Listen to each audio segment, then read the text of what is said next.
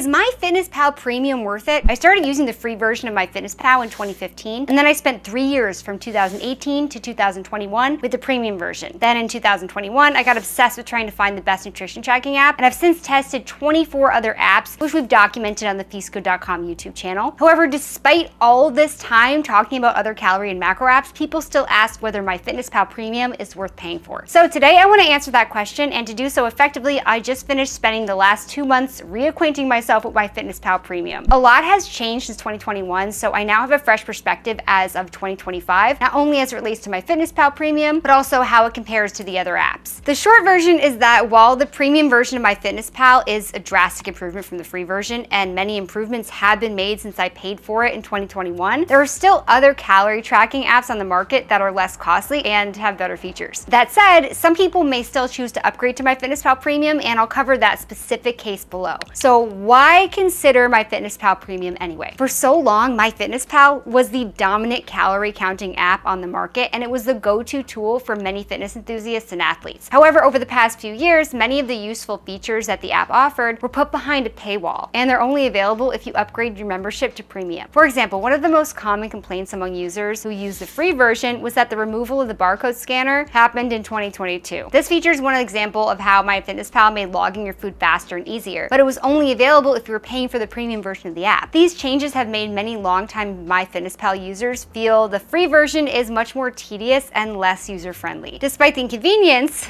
these users may be hesitant to switch to another app and lose all of their data and pre-logged meals that they've built up over the years. Not only that, but we have to talk about the ads. They are a prominent disturbance. If you're logging your food in any free version of MyFitnessPal, the only way you can get away from those ads is by paying a monthly fee for the premium version. What do you get with the free version of MyFitnessPal? Customizable calorie and macro goals by percentage, not grams. When you originally sign up for MyFitnessPal, it will assign you a calorie and macronutrient intake based on the stats you input into the app, such as gender, height, weight, age, activity level, fitness goals. However, I like to have the ability to manipulate these numbers for myself, and a lot of the people that I work with at 𝘠𝗫𝗄.com who are nutrition coaches recommend that as well. Thankfully, the free app version allows you to adjust your calorie and macro intake. However, you can only shift macronutrient breakdown based on the overall percentage and not by grams. This is pretty annoying when you're trying to hit specific grams or macros, but you can only adjust the percentages. Not only that, but the free version will only display your calorie count on your home screen, making it not as user-friendly if you're more focused on macro tracking. Customizable meals, recipes, and foods. I mean, this feature definitely allows you to create and save your own meals and recipes that you commonly consume in the app. And then you can just have easy, quick adding access when you do this. And this makes calorie and macro tracking a lot easier if you meal prep the same foods each week. Now, if you're a creature of habit like me, this makes calorie and macro tracking a lot easier because you can meal prep the same foods each week and just easily input them. Additionally, if the MyFitnessPal database doesn't have the food you're looking for, or you can't find an accurate food item in the database for what you're eating, you have the ability to manually add the food and its calories using the quick add feature. However, there's a pretty giant flaw with the quick add feature. The free version of MyFitnessPal only allows you to add the calories of food in the quick add feature, not the macronutrients. This means at the end of the day, your calorie count in the app could be accurate, but your protein, carbs, and fats numbers will be off. This is extremely confusing, especially for beginners. For example, if you wanted to log a cookie from a local bakery that's advertised as 220 calories, 3 grams of protein, 29 grams of carbs, and 11 grams of fat, it's unlikely that you're going to find this exact cookie in MyFitnessPal's database. You need to add it manually. With the quick add feature in the free version, you can add the calorie count of the cookie, 220 calories, but the app doesn't account for the macronutrients. Therefore, at the end of the day, your macronutrient count would be off by 3 grams of protein, 29 grams of carbs, and 11 grams of fat. If you're using the app to keep track of your macros, this renders the quick add feature in the free version of MyFitnessPal absolutely useless and unusable. The free version of MyFitnessPal offers a lot of recipes under categories like gluten-free, low carb, meal prep, under 300 calories. They have low calorie, paleo, and you have the ability to log these recipes straight into your day of eating. For example, the under 300 calorie recipe section is super handy when you're looking for a lighter meal or a snack idea that wouldn't put you over your calories. So I'll tell you a story. One day I chose to try a chia pudding recipe that the app offered. This recipe served 4, but I could only log a single serving in my food diary. One serving of the chia pudding was 272 calories, 32.8 grams of carbs, 17.5 grams of protein, 9.8 grams of fat. So the recipes accounted for either a single or multiple servings. Just a side note, there is a meal prep section separate from the other recipe categories meant for bigger portion sizes, but it really wasn't that different from the other recipes since all of the other recipes were for at least 4 to 6 servings anyway. Regardless, I found these recipes were great for giving me ideas on what to cook, and I could very easily log the calories and macros into my food diary, and this was a big win for the free version. The free version of MyFitnessPal also gives you access to a handful of workouts, which has really evolved over the years. So you can choose from a lot of different options. You have home workouts, weight training circuits, yoga classes, and as someone who has only ever used the app for food tracking purposes, this feature is not really a big concern for me, but I could see this being really useful for people who like to use all-in-one app for fitness and nutrition. Upon further testing the workouts, I find the most workout videos were geared towards home workouts like body weight, minimal equipment, HIIT circuits, stuff like that. Most of the workouts were under 30 minutes, with quite a few being short as 5 to 10 minutes in length. So these type of workout videos could really work well for beginners who are looking to increase their activity levels from home, but it likely would not cut it for the experienced person. While I think it's a win for the free version of the app to now include workouts, users will quickly outgrow these type of workouts, and it's my belief generally that nutrition tracking apps shouldn't be workout apps. So what do you get with the premium version? The barcode scanner. This is a big deal. Barcode scanner is a handy tool, particularly when you're on the go and you want to track packaged food quickly. This feature alone reduced my food logging time by at least 50%. With that said, I did find a handful of times the barcode scanner would just refuse to work. Over the course of a week of tracking my food, there were occasions out of 15 where the camera for the barcode just wouldn't pick up the barcode that I was trying to scan. In addition to that, a couple of times when I would scan the item, it would just bring up nutrition information to a completely unrelated food item, which I found to be a very irritating bug in their system. For example, on one occasion, I tried to scan an oatmeal package, and then the app brought up the nutrition information for an entirely different kind of cereal. So I looked into this and I found out that this can happen occasionally because the manufacturers are going to reuse barcodes. So sometimes the barcode scanner will bring up an entirely different food item than what you're actually scanning. So when reading about MyFitnessPal's glitch, I learned that other users had similar experiences. For example, one user had scanned a can of tuna, and the app provided nutrition information for canned chicken soup. Regardless of the glitch, I really don't know how someone can use a food tracking app without a barcode scanner. Most of the other apps have this feature on the free version though. Having to log packaged food manually or searching through the food database and hoping you can find your specific food, it's really tedious and time consuming. For this reason alone, I don't think I could use the free version of MyFitnessPal anymore, and getting access to the barcode scanner on the premium version is the #1 reason to upgrade. MyFitnessPal Premium also has a cool feature called Scan a Meal. This feature allows you to take a photo of your meal and the app will bring up the ingredients it sees in your photo so you can quickly log it. I actually found this feature to be really handy. However, there are definitely flaws with the Scan a Meal feature. I found it worked the best with whole foods, so simple ingredient meals like chicken, broccoli, rice. Didn't really work on all packaged foods like protein bars or protein powder. To be fair to MyFitnessPal though, other apps have this feature too, and no app has perfected it. They're all pretty flawed. The ability to customize macronutrients and view macros per meal. One of the best upgrades in MyFitnessPal Premium is that you can set your own customized macros by the gram rather than based on the percentage of your calories. To me, this is another must-have feature in any food tracking app. Most of the apps put this feature behind a paywall, so it's not unique to MyFitnessPal. In the premium version though, you can view the macros in each individual meal by percentage or grams, which I found to be super handy. Overall, I found that the premium version of MyFitnessPal is much more focused on macronutrient tracking rather than calorie tracking alone, which I definitely prefer. So if you only value calorie tracking, then the free version might be enough for you. But if you're serious about your nutrition goals, there's a lot of limitations on not being able to hit those macronutrient targets. For example, if you aim to gain muscle, it's important that you hit a specific protein goal each day. As next to calories, protein is the critical macronutrient to track to achieve your goals. If you only track calories, you can't be certain the weight you gain is fat or muscle. In addition to macros, MyFitnessPal Premium also allows you to view your intake of certain nutrients like sodium or cholesterol, which is important if you're aiming for a heart-healthy diet. Now, one of the biggest things is that there's no ads. This premium feature is more about what you don't get. You don't get those pesky, annoying ads. This made my dashboard so much nicer to look at, and it just wasn't constantly clicking useless ads by accident while trying to log my food. This was another feature that I really didn't realize how much I liked until I had it. This made logging my food much less of a headache. My screen and dashboard looked cleaner, it was less cluttered, which I loved, and I could log my food and stats in a lot less time because I wasn't always waiting to click out of an ad that I wasn't interested in. I can't stress enough how important it is to make the food logging process fast. The last thing you want to do is feel like tracking your food is taking too long because it might cause you to not want to track it. For this reason,